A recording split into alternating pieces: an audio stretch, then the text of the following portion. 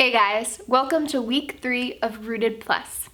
So last week we heard Jeff talk about how Jesus was a powerful leader. And this week we're going to be focusing on how Jesus is a humble servant. And these two titles might seem like they don't fit together. How could someone be humble and powerful at the same time? But we see that in Jesus they do. So I'm going to model how to ask some questions as we go through the passage, but if you have any other questions, please bring them up to your mentor.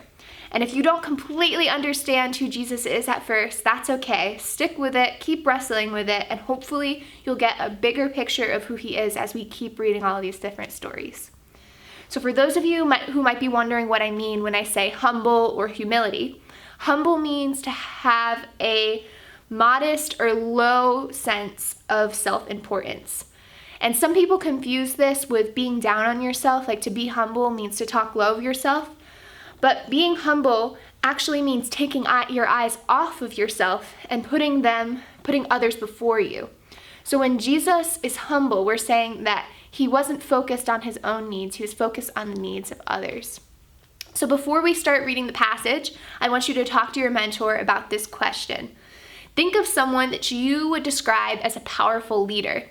What personality traits do they have, and what things do they do? All right, so now that you're back, we're going to jump into the first couple verses. So this is in Mark chapter 10, and we're going to be reading verses 32 through 34 first. Jesus again predicts his death. They were now on the way up to Jerusalem, and Jesus was walking ahead of them. The disciples were filled with awe, and the people following behind were overwhelmed with fear. Taking the 12 disciples aside, Jesus once more began to describe everything that was about to happen to him. "Listen," he said, "we're going up to Jerusalem, where the Son of Man will be betrayed to the leading priests and the teachers of religious law. They will sentence him to die and hand him over to the Romans.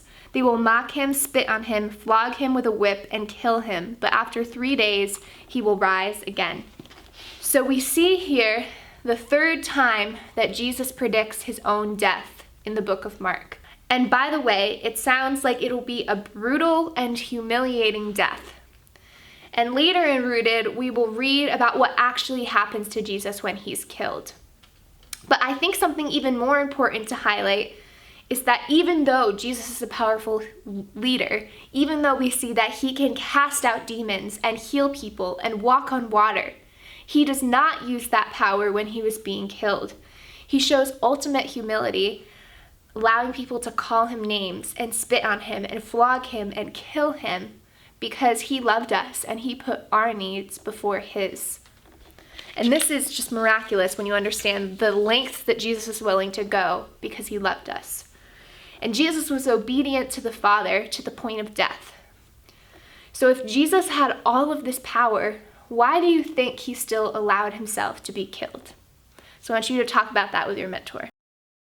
So now we're going to read Mark 10, 35 through 45. Jesus teaches about serving others. Then James and John, the sons of Zebedee, came over and spoke to him. "Teacher," they said, "we want you to do us a favor." "What is your request?" he asked. They replied, "When you sit on your glorious throne, we want to sit in places of honor next to you, one on your right and the other on your left." But Jesus said to them, "You don't know what you're asking. Are you able to drink from the bitter cup of suffering I am about to drink? Are you able to be baptized with the baptism of suffering I must be baptized with?" "Oh, yes," they replied, "we are able." Then Jesus told them, "You will indeed drink from my bitter cup and be baptized with my baptism of suffering. But I have no right to say who will sit on my right or my left. God has prepared those places for the ones he has chosen." When the 10 other disciples heard what James and John had asked, they were indignant.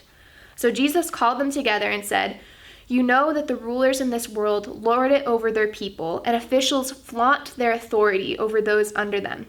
But among you it will be different. Whoever wants to be a leader among you must be your servant, and whoever wants to be first among you must be a slave of everyone else. For even the Son of Man came not to be served, but to serve others, and to give his life as a ransom for many." So we see James and John, their brothers, they come to Jesus and they ask to have a seat at his right and left hand in heaven. And these are significant seats because we see that it's implied that Jesus will be on a throne as king in heaven, and those seats, the right and left, were places of honor. So James and John were looking for places of fame. And Jesus tells them it's not his place to give. And those places are reserved for those who were not great on earth, but those who served and gave to others. The baptism and the cup that Jesus keeps referring to are symbols of the suffering that Jesus faces. This is very similar to the last video where Jesus calls them to deny themselves and take up their cross. His baptism happened at the beginning of Mark and is the beginning of Jesus' ministry of serving others that leads up to his crucifixion. And then the cup he talks about is like what the cup in communion represents. It represents the blood Jesus poured out when he died for us on the cross. So Jesus is saying that those places of honor that John and James want belong to people that would also suffer and die for God and his people. And then the disciples start to get mad at James and John because they thought that they were sneaking behind their backs to get more favor or more popularity with Jesus. And then Jesus gives a lesson comparing the leaders of the Gentiles, which means a person that was not Jewish or Christian and followed God's laws, and then compared to how he leads. So those leaders exercise their power over people and hold it over their heads. They flaunt that they are above them. But Jesus lays down his power to serve others. Rather than oppressing or condemning them, Jesus serves and loves and dies for those that he leads. So how is a leader who serves and loves like Jesus different from a leader who exerts and demonstrates his power by oppressing others? How is Jesus both powerful and humble at the same time? And what does that mean for your life? Let's talk about it with your mentor. I hope you enjoyed week 3, and stay tuned for next week when we talk about Jesus as a compassionate friend.